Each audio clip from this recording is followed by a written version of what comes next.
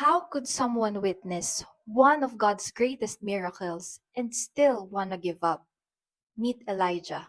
So sa 1 Kings chapter 18, ginamit ng Diyos si Elijah in a very incredible way. God answered his prayer with fire from heaven. Isa ito sa pinakamalaking victories na naitala sa Bible. Pero sa very next chapter, matapos siyang pagbantaan ni Queen Jezebel, tumakas si Elijah. Umupo siya sa ilalim ng puno at sinabi, Lord, tama na, ayoko na.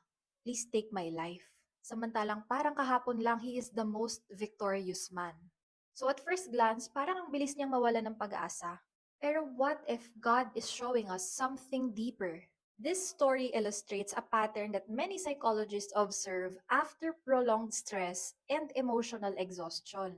Hindi ito diagnosis kay Elijah, but sometimes after carrying so much for so long, our minds and bodies simply reach their limits. Even people with deep faith can become deeply exhausted. Pero here's what I love about God. Hindi niya agad kinorek si Elijah. Instead, God let him rest.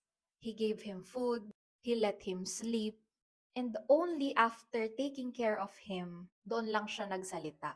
Before God called Elijah to move forward, he cared for him first. So maybe you have been carrying something more than you realize. And if you're exhausted, don't assume na disappointed sa'yo ang Lord. Sometimes, resting is not stepping away from God. Sometimes, it's one of the ways He cares for us. Remember, psychology is our lens, the scripture is our truth, and Jesus is our hope.